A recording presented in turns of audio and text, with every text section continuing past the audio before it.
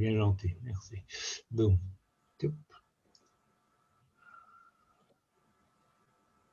et je vais masquer ceci. Voilà, on y va.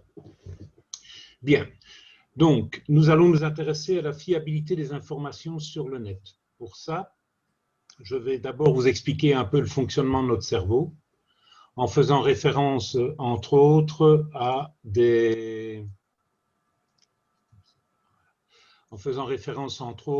quelques théories sur les stéréotypes. Est-ce que vous avez déjà travaillé les stéréotypes dans un autre cours? Oui. Ok, dans quel cours? Dans la méthodologie de l'observation, Jacques Salomé. Ok, donc je vais certainement peut-être faire quelques références à ce que vous avez déjà vu et peut-être que j'irai un peu plus loin dans certains éléments. Nous allons voir ensuite le fonctionnement des moteurs de recherche et vous allez vous rendre compte que quand vous faites une recherche, les réponses que vous allez avoir ne sont pas anodines et ne seront pas les mêmes d'une personne à l'autre. Je vais vous donner une technique, des méthodes pour pouvoir vous assurer de la fiabilité des sources, quelques bonnes pratiques, et puis je vous expliquerai comment vous pouvez référencer vos sources avec un outil qui s'appelle Zotero.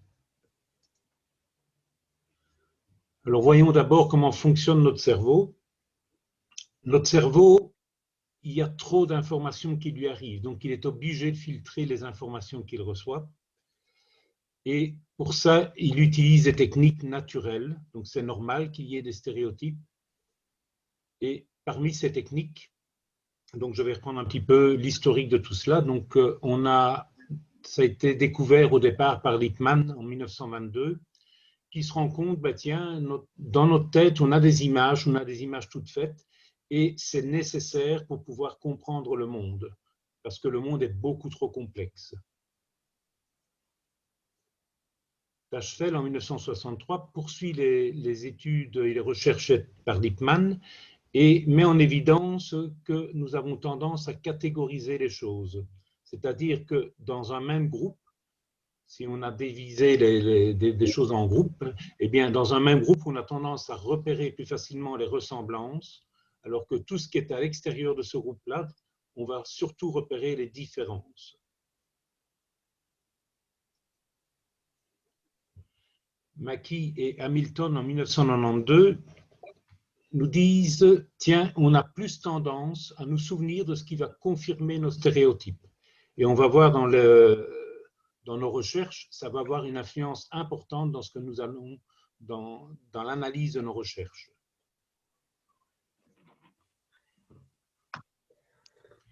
Alors, lorsque il y a opposition à nos stéréotypes, imaginons par exemple que j'ai comme stéréotype, tiens, les personnes âgées, elles restent devant leur télé, elles ne bougent pas beaucoup.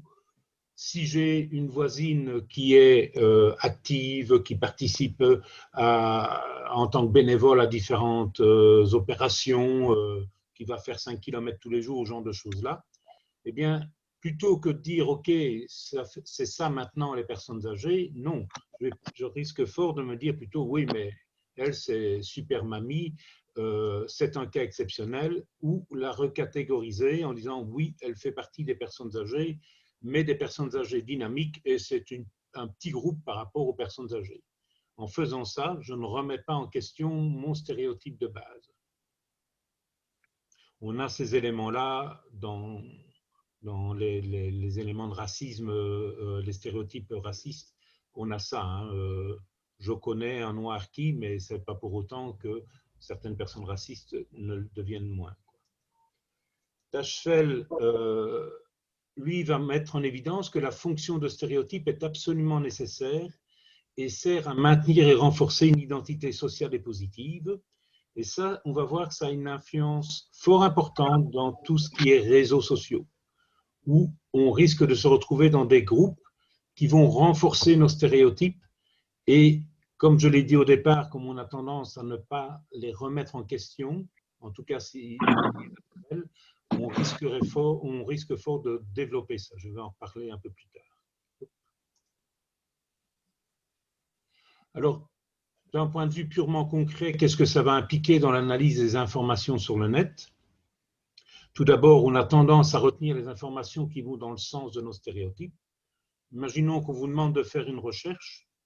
Si vous trouvez 4 sites qui renforcent vos stéréotypes, donc qui vont dans le sens de ce que vous connaissez déjà, bien vous retiendrez plus ces 4 sites-là que les 6 autres qui vont peut-être dire le contraire. Dans les 6 autres qui vont dire le contraire, il y a des informations que vous ne retiendrez pas, voire il y a des informations que vous allez beaucoup plus critiquer en disant mais non, c'est pas normal, c'est pas juste, et donc ce n'est pas digne de confiance et ne pas les suivre. Donc c'est l'idée de l'occultation des idées contraires. Alors ça va amener petit à petit à regrouper des personnes qui ont les mêmes idées, les mêmes valeurs et les mêmes stéréotypes. Et ça peut aller loin. Je vais donner un exemple par rapport à la campagne américaine lors de l'élection, de la dernière élection avec Trump. On a remarqué, donc certaines études ont mis en évidence qu'il y avait une énorme différence entre les démocrates et les républicains. Et souvent, ils restaient dans leurs mêmes réseaux sociaux. Et puis, se sont développées petit à petit des idées qui n'ont jamais été contredites. Par exemple, chez les républicains, des fake news étaient développées du genre tous les démocrates sont des pédophiles, ils cachent des enfants dans les caves des pizzerias et ainsi de suite. Et ça en est arrivé à un point tel que certaines personnes, dont un qui y croyait, et un est passé à l'acte, est allé tirer sur un propriétaire d'une pizza parce qu'il était convaincu qu'il y avait des enfants enfermés dans la cave, quoi. Et pourquoi on en arrive là? C'est parce qu'ils restent toujours dans les mêmes types d'idées et rien qui vient les contredire. Et d'ailleurs, si quelqu'un dans ce type de réseau essaye de contredire, il finit par être mal vu par les autres et donc il n'y a plus d'opposition. Alors qu'Internet, au contraire, devrait être le lieu où on va pouvoir découvrir beaucoup plus d'idées que ce qu'on aurait si on n'avait pas Internet. Mais on se rend compte que ça pousse les gens à se refermer plutôt sur eux-mêmes s'ils n'y prennent pas garde. Alors, on va voir comment fonctionnent les moteurs de recherche. Je vais surtout parler de Google. Il faut quand même savoir que dans l'ensemble des moteurs de recherche, presque tous se basent sur le moteur de base de Google. Et puis, ils adaptent un petit peu, mais l'essentiel, c'est d'abord de Google que ça vient.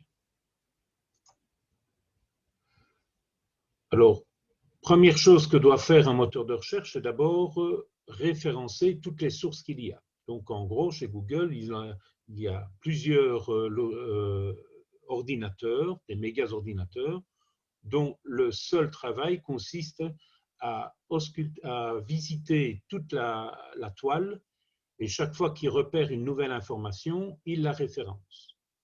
Donc, imaginons, je suis en train de faire un site internet sur les chiens et j'explique comment il faut élever un petit chien. Eh bien, parce que j'ai mis dans le titre élever un petit chien, je vais être référencé dans chien, dans petit chien, dans élever petit chien. Et puis, les mots qui sont à l'intérieur du site vont aussi permettre un référencement. Éventuellement, on va rentrer en ligne de compte aussi l'auteur. Donc, ce sont tous des éléments qui vont être reliés à l'information. C'est ce qu'on appelle aussi des balises. Mais comme vous pouvez vous rendre compte, si vous tapez chien ou chat sur Internet, vous allez trouver des millions de sites. Donc, il va falloir classer ces informations. Et donc, le premier classement que va faire Google, c'est de classer en fonction de l'endroit où on parle de l'information. Donc, si c'est dans le titre, si c'est à l'intérieur, si c'est un synonyme ou ce genre de choses. Ensuite, il va classer les informations, les sites, en fonction du nombre de fois qu'on a cliqué dessus. Donc, il ne s'agit pas là de fiabilité, il s'agit simplement du nombre de personnes qui sont allées le voir. Donc, imaginons que vous êtes en train de faire un site sur Monsieur Massard qui travaille au CESA et que vous indiquez dedans c'est un athlète avec une longue chevelure dans le dos, hein, et que tout le monde au CESA va cliquer là-dessus parce qu'on a vu Monsieur Massard et CESA, eh bien, il y a des grands risques, puisqu'on parle très peu de moi sur le net, j'y veille, il y a des grands risques que ce site va apparaître dans les premiers lorsqu'on cherchera M. Massard du CESA. Et on a donc une fake news qui apparaît. Je n'ai pas toujours ma perruque. Alors, concrètement, donc pour votre recherche, ça veut dire que lorsque vous allez faire votre recherche, les informations que vous allez avoir vont déjà dépendre de la manière dont Google a défini sa recherche en lui-même. Vous pouvez aller plus loin que ça. Donc, au lieu de regarder simplement les quelques premiers sites, vous pourriez aller plus loin. Il faut savoir aussi que Google va tenir compte de vos recherches à vous. Donc, imaginons que, je reprends le débat républicain-démocrate, eh bien, si je recherche toujours des sites contre Trump dans la mouvance démocrate ou ce genre de choses-là, eh bien, au fur et à mesure de mes recherches, Google va le détecter et il me donnera, pour me faciliter la vie, uniquement en premier lieu, des sites qui vont dans ce sens-là. Ce qui veut dire que je ne suis jamais confronté à des idées vraiment contraires. Excusez-moi, monsieur, je peux poser une question? J'avais vu, il y a quelques temps, j'avais fait une formation, et dans cette formation-là, on parlait de tout ce qui était médias, et on nous avait proposé, je crois, 1 ou 2 sites où on peut voir si les sites ou les informations qu'on prend, elles ne sont pas des fake news, en fait. Je crois il y a 1 ou 2 sites qui référencent un petit peu, pour que ce ne soit pas des photos truquées ou dans ce style-là. Tout à fait. Il y a 2-3 sites, je pourrais vous rendre les noms, qui permettent de déterminer si on a des fake news ou pas. Ici, je ne suis pas sur l'idée de fake news. Hein. On n'est pas, dans ce que je présente là pour l'instant, les informations que vous allez recevoir ne sont pas nécessairement des fake news. C'est simplement le tri et le type d'information que vous avez. Donc, un site peut très bien dire des choses réelles, mais ne pas l'analyser jusqu'au bout ou ne pas relativiser les choses. Et donc, c'est un peu l'information qui est là. Donc, je ne suis pas encore dans le fake news ici. Mais en effet, tu as tout à fait raison. C'est un peu comme dans le… Pardon. Oui. C'était un peu comme dans le film que vous nous avez demandé de regarder, là, les 2 petits bonhommes qui se prenaient pour Google et qui nous envoyaient à chaque fois les trucs qu'on avait envie de voir. C'est ça, sauf que dans le film, c'est une manière cinématographique d'essayer de montrer ce que fait Google, mais en fait, c'est ce que je vous réexplique ici, en fait. Hein. Ah, voilà. Mais il faut bien se rendre compte que quand Google fait ça, ce n'est pas nécessairement pour dire je veux tromper les gens. C'est aussi simplement parce qu'il y a tellement d'informations qu'il faut bien qu'il trouve une manière de les classer.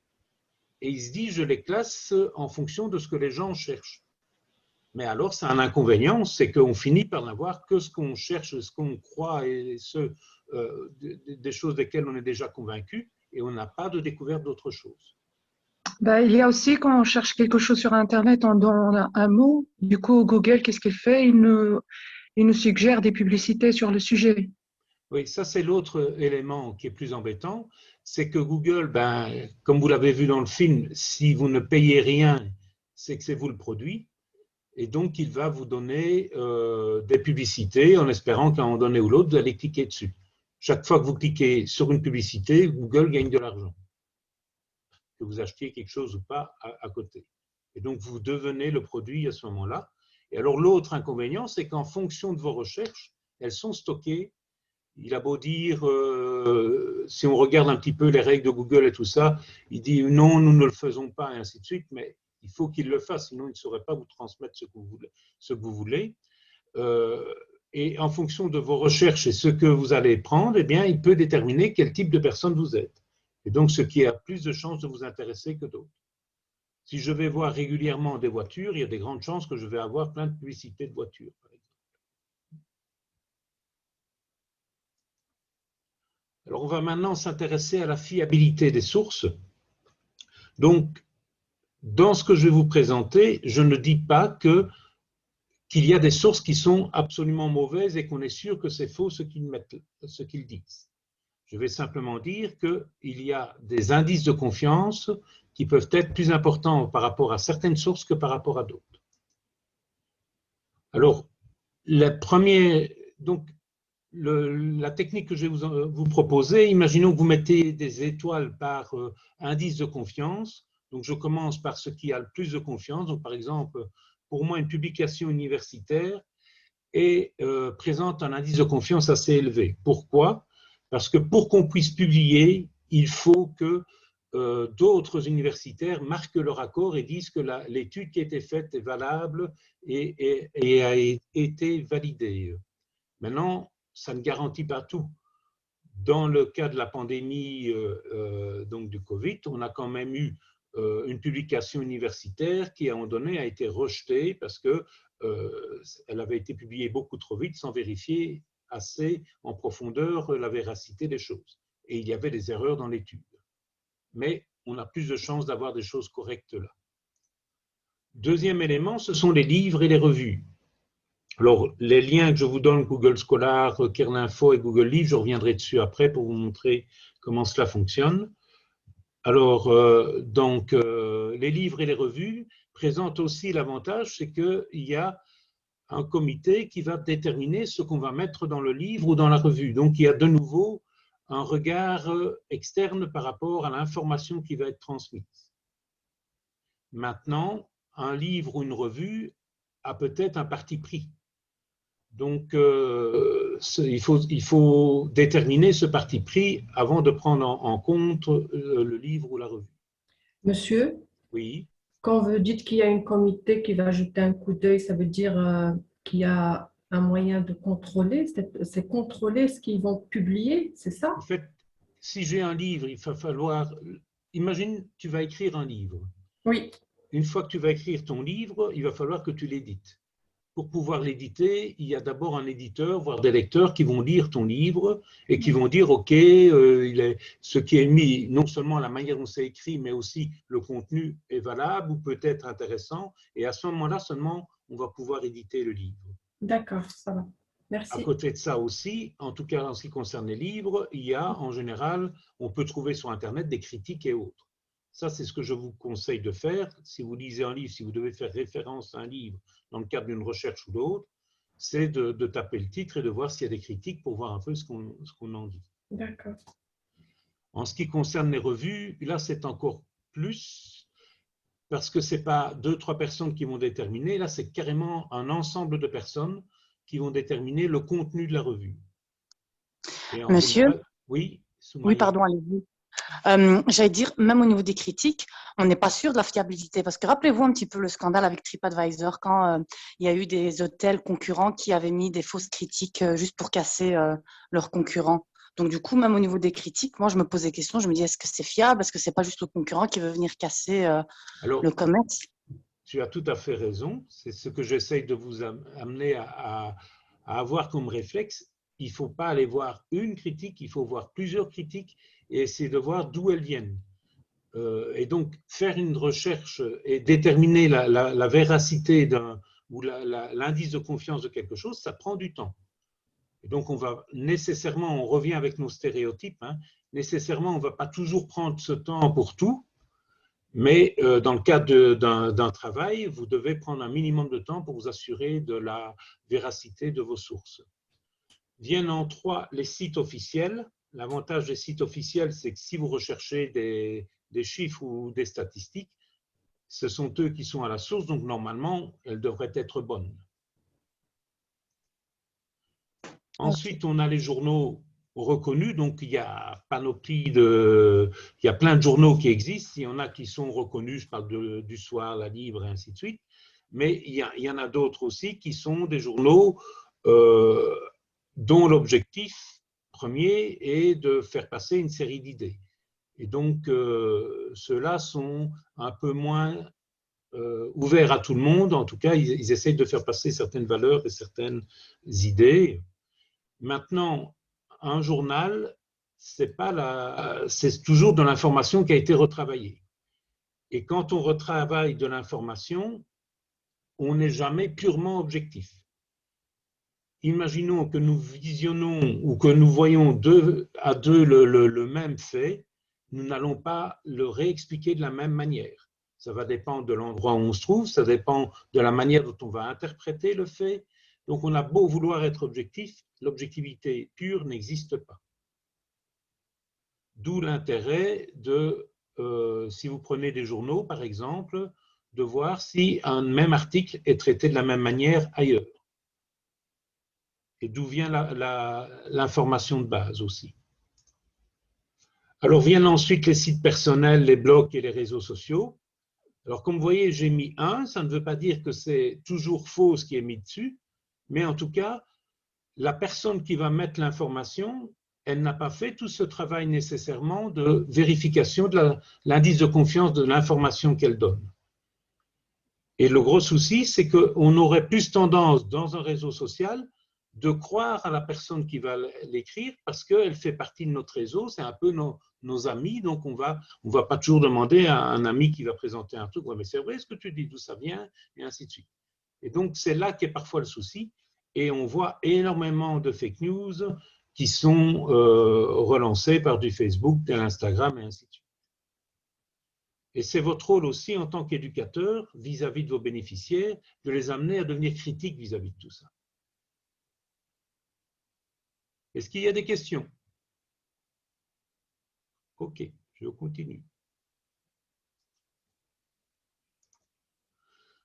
Alors, quelques bonnes pratiques. Commencez d'abord par faire le point sur ce que vous pensez déjà savoir. Ça, c'est pour vous aider vis-à-vis des stéréotypes. Si vous savez au départ que par défaut, vous risquez de croire ce que vous connaissez déjà, faire la liste de ce que vous savez déjà vous permettra de les repérer plus facilement. Ça vous permettra de gagner du temps aussi.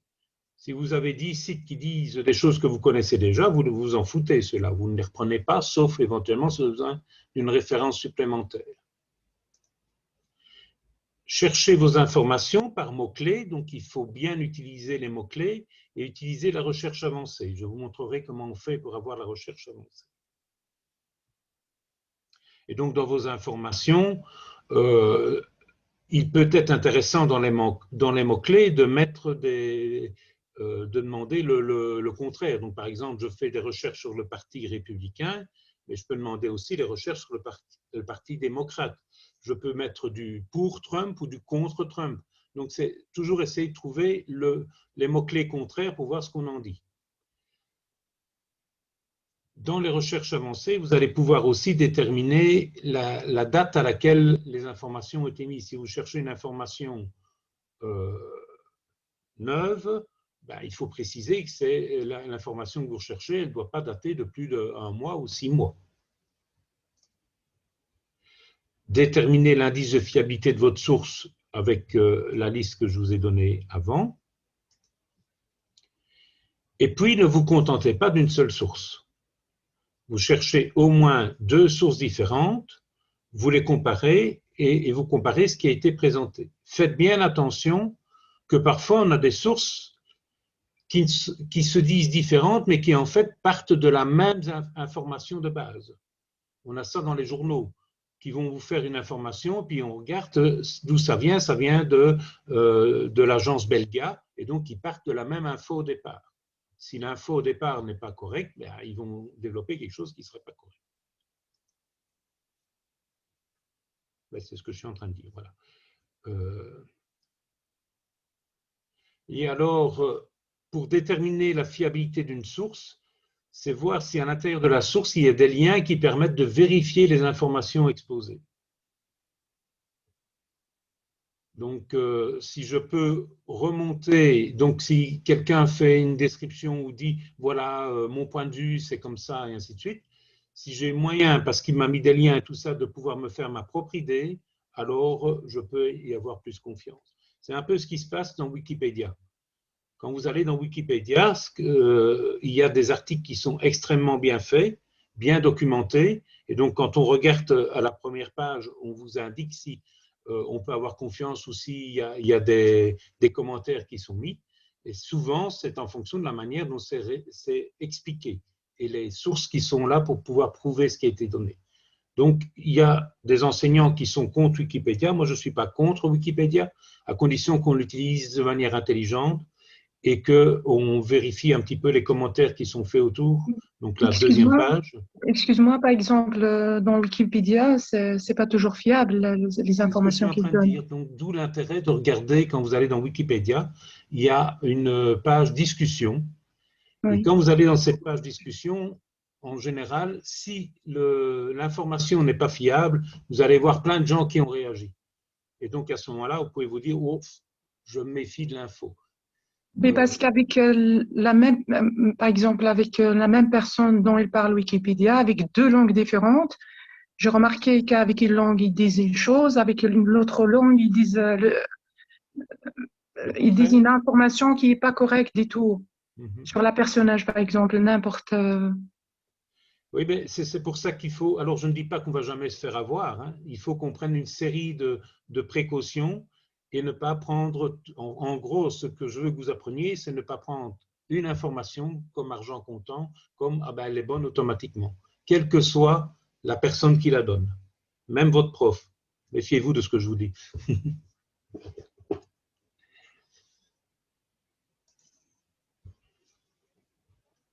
Et comme je le disais tantôt, si votre recherche s'y prête, cherchez des informations contraires à vos préjugés.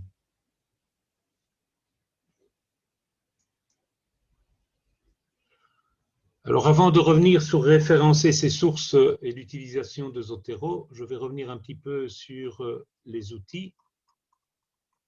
Voilà. Donc, les liens sont dans Claroline. Hein. Google Scholar, donc ça appartient aussi à Google, ça se dit bien, mais l'idée, c'est de référencer toutes les publications universitaires. Donc, imaginons que je fasse une recherche sur les stéréotypes. Voilà. Mais vous voyez ici, vous avez directement les livres qui ont été attestés, des PDF que vous pouvez lire. Et plus vous voyez que ça a été cité, plus il y a des grandes chances que vous pouvez avoir confiance à l'information qui est donnée. Parce que ça veut dire qu'il y a beaucoup de monde qui l'ont cité et donc qui l'ont aussi vérifié normalement, puisqu'on est dans un cadre universitaire ici. Quand on dit cité, ça veut dire que ça se retrouve dans d'autres documents. Alors l'avantage de ça, c'est que quand vous devez nommer votre source, si vous cliquez sur les apostrophes, vous avez directement la référence complète que vous pouvez reprendre. Et bien souvent, on permet de voir au moins des extraits, voire des PDF complets, ce qui vous évite de devoir aller dans, vous voyez ici, je peux revoir le PDF complet, et ça vous évite bien souvent de devoir aller en bibliothèque pour trouver ça. Ça va ? Deuxième élément que je mets à votre disposition, c'est Kerninfo. Alors, Kerninfo, il reprend énormément de revues. Donc, si vous avez des revues, je ne sais pas moi, vous travaillez sur des revues en lien avec sociologie et société, par exemple,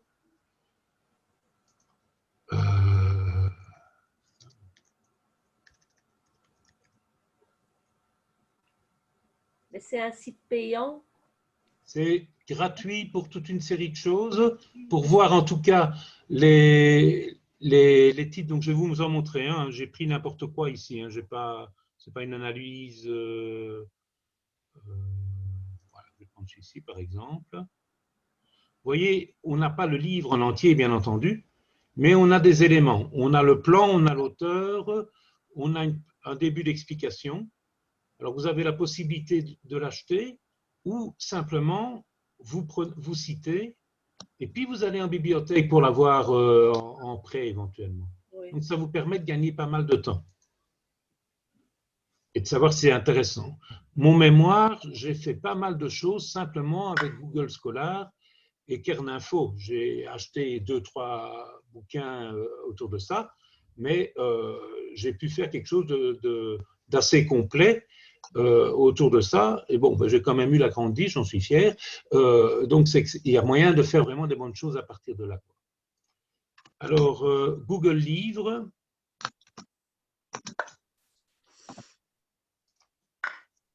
Monsieur? Oui. Et si on cherche plutôt des vidéos plutôt que des articles, vous avez quelque chose à conseiller? Alors, je vais vous montrer comment vous pouvez demander à Google de faire des recherches rien que sur les vidéos. Mais quant à savoir si la vidéo est de confiance ou pas, ça, il faudra utiliser la grille d'analyse que je vous ai donnée. Alors ici, dans Google Livres, en fait, l'avantage, c'est que Google va vous donner... Bien entendu, je tombe sur une qui ne me demande pas ça. Ça, c'est quand on veut faire en FixTime. Hein. Bon, allez, hop. Voilà. Donc, vous voyez, vous avez des parties du livre que vous pouvez directement visionner. Donc, quand vous faites une recherche, c'est très intéressant et plus intéressant qu'un livre en lui-même parce que si vous faites une recherche à l'intérieur, hein, donc si vous... Il donne exactement le passage qu'on cherche. Voilà. Et donc ça permet de gagner pas mal de temps par rapport à si vous deviez lire le livre en entier ou ce genre de choses-là. Et donc de déterminer si le livre est intéressant ou pas. Et donc ça, c'est intéressant. Il vous donne bien entendu la possibilité d'aller le chercher ou l'autre. Donc si vous voulez vraiment l'acheter, vous pouvez aller l'acheter et parfois il vous donne plusieurs librairies ou en tout cas vous avez les références pour aller le chercher dans une librairie. Donc ça, c'est aussi un avantage, je trouve. Donc voilà, ça ce sont des outils pour la recherche. Alors maintenant, je vais répondre à la question qui m'était posée. Comment est-ce que je peux faire pour trouver des vidéos?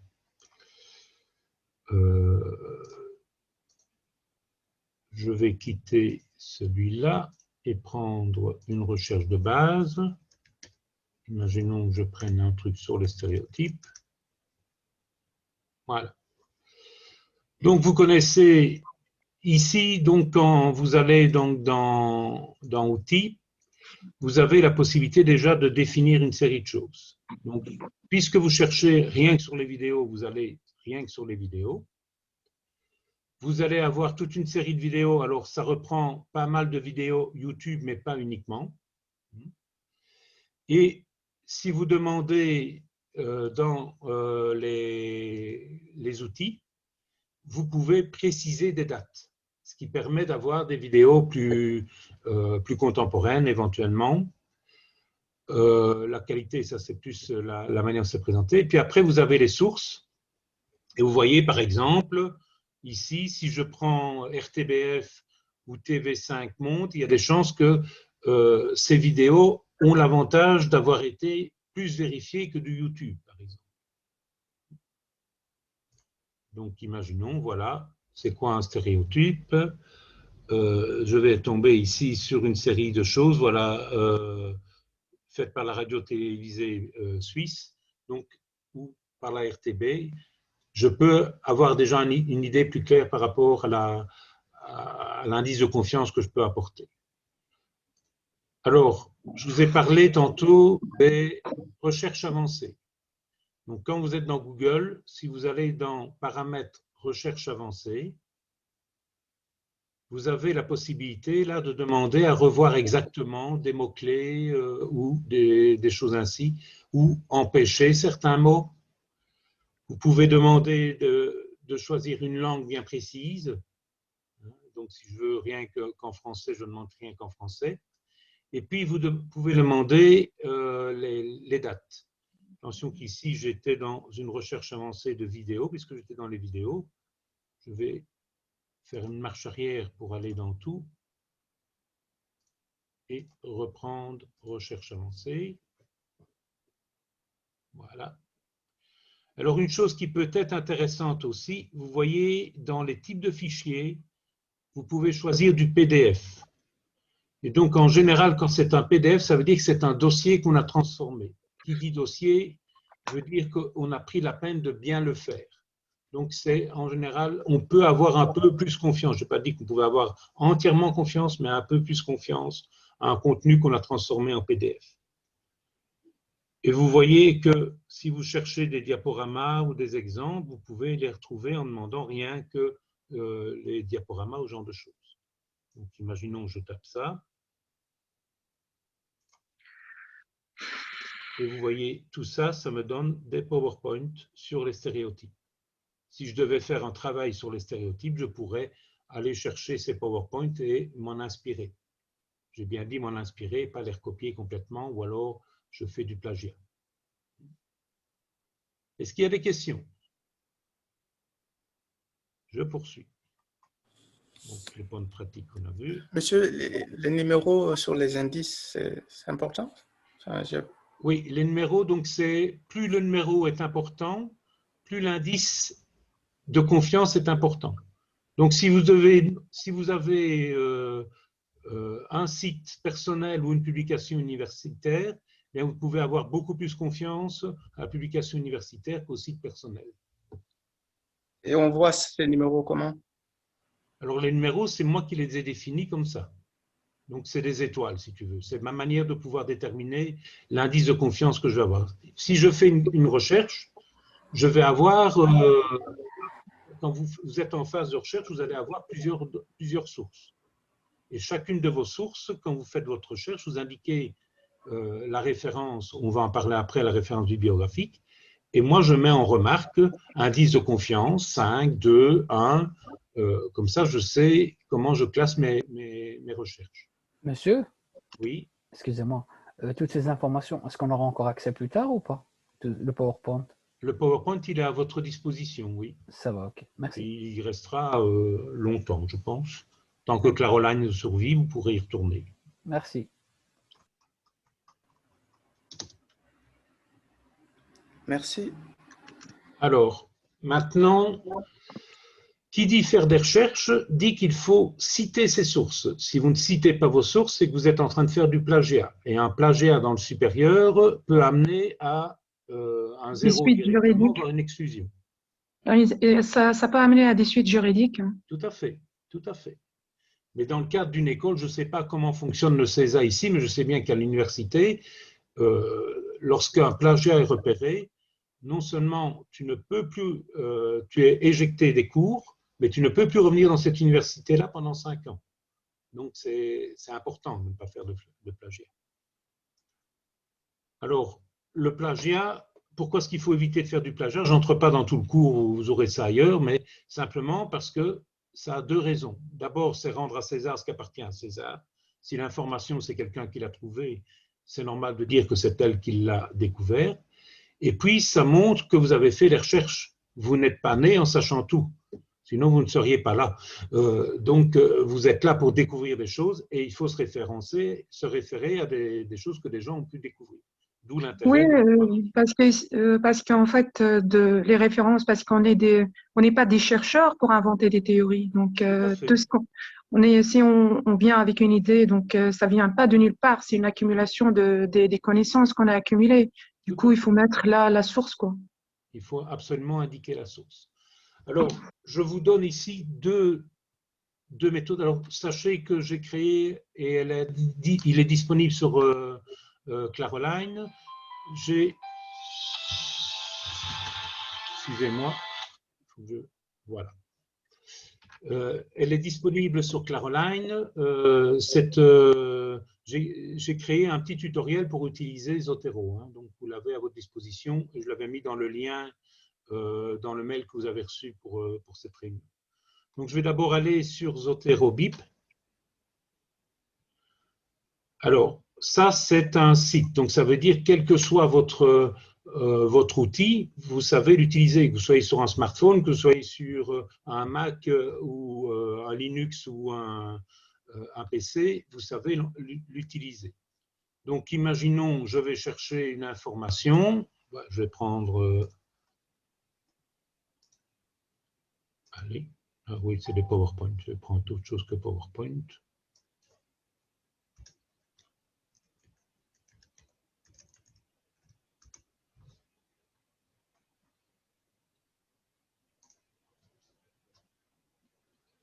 Voilà, j'ai trouvé un endroit où j'ai mon information. Je copie simplement le lien. Je reviens dans Zotero Bib et je colle. Et puis, je clique « Citer ».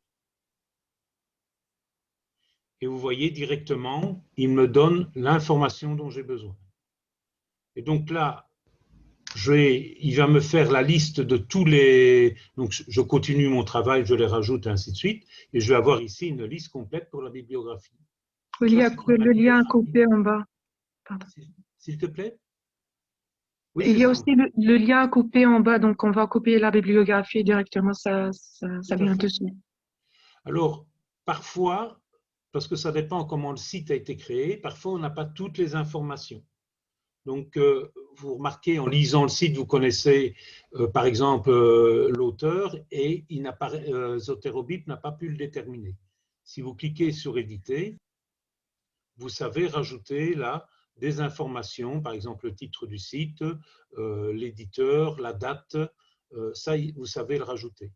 Quand vous êtes dans un journal, vous savez normalement systématiquement déterminer l'auteur qui est le journaliste et la date à laquelle ça a été fait. Donc, ça doit apparaître, vous pouvez le rajouter. Donc ça, c'est l'utilisation de Zotero-Bip. Alors, il y a une autre méthode qui est plus simple, mais qui demande une installation à ce moment-là. Donc, je vais ouvrir. Oups. Je vais toujours vous montrer le site de base. Voilà, donc là, c'est un programme à télécharger qui marche pour Mac, pour Windows et Linux. Et donc, ce programme, lorsque vous le téléchargez, il va venir installer quelque chose, soit sur votre LibreOffice, soit sur votre Word. Donc, je vais reprendre ici, je vais ouvrir mon Word. Vous le voyez là, mon Word ou pas? Je crois que non, on voit que la page internet Zotero. Ok, donc je vais... Monsieur, j'ai juste une petite question. Oui. Vous voyez, concernant la bibliographie, la table des matières, quand vous dites que vous voulez que ça commence sur une nouvelle page, vous voulez qu'on bloque la page de la bibliographie pour pas qu'elle descende, en fait? C'est ça que vous Non, voulez? non, c'est pas grave qu'elle prenne plusieurs pages, mais il faut qu'elle commence sur une nouvelle page. Donc, non, ce que je veux dire, c'est que parfois... Tu dis? Parfois, la bibliographie... Ah non, non, c'est bon, d'accord, vous avez répondu à ma question. Ok, parfait, merci. De rien. Alors, je voudrais bien savoir pourquoi. Ben oui, c'est vrai. Voilà pourquoi. Donc, j'arrête mon partage pour l'instant et je le refais. Et du coup, il propose aussi de mettre Zotero sur le navigateur de recherche. On peut le mettre Oui, en tout à fait. Tout à fait, c'est ça l'avantage. Donc ici, je vais repartager tout, vous allez voir l'idée. Donc voilà, donc j'ouvre un document. Vous le voyez maintenant, mon document Word? Oui, oui. OK. Et je déplace ça comme ça, il ne m'embête plus. Et donc, vous voyez, quand j'ai installé Zotero, dans mes menus, j'ai un menu supplémentaire. Et Zotero, vous pouvez l'installer dans LibreOffice, dans Word et même dans Google Docs. Alors, quel est l'avantage de ça? C'est que lorsque je vais de nouveau revenir ici dans mon site. Tantôt, j'ai copié, j'ai collé pour le faire en direct. Mais ce que je peux faire aussi, est-ce que je l'ai installé ici? Ah, je n'ai pas installé Zotero.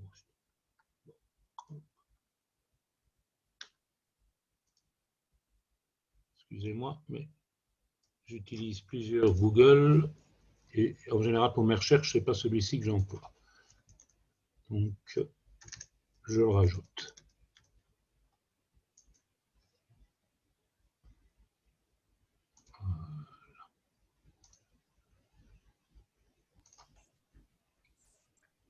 Qu'est-ce que je viens de faire? Je viens d'ajouter simplement l'extension Zotero.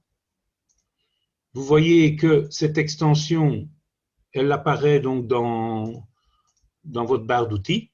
Et donc maintenant, il suffira de cliquer sur le lien, sur cet outil-là. Voilà. Allez.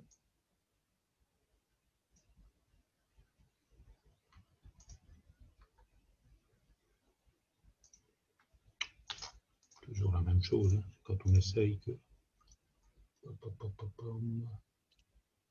C'est peut-être parce que je viens de le mettre, il ne s'est pas connecté avec. C'est pas grave. Hop.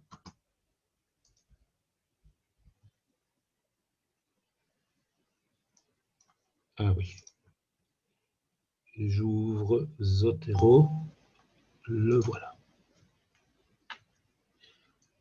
Donc tout ça, vous avez des explications. Hein. Je me rends bien compte que je vais un peu vite ici, hein, c'est normal.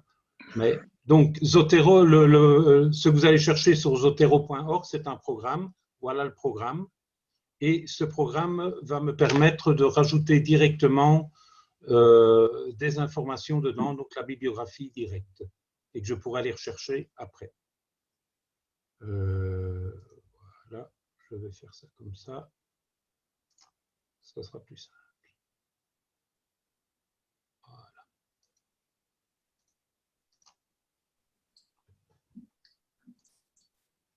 Et donc maintenant, lorsque je clique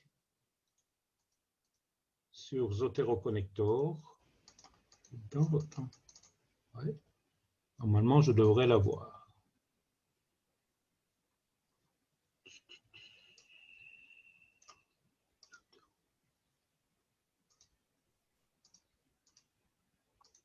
Ouais, bon. Alors, ça c'est ce qui arrive. J'explique l'erreur que j'ai faite, comme ça vous ne la commettrez pas. L'erreur que j'ai faite, c'est de vouloir présenter sans avoir installé d'abord le programme. Et donc ici, il faudrait que je referme tout mon Internet, mais alors je perds aussi les explications que j'ai données. Donc, ce que vous allez faire, vous irez simplement chercher sur Claroline. Vous avez ça donc dans Parcours pédagogique, 4e séance. Et là, vous retrouvez l'ensemble des choses et vous avez ici référencé ces sources.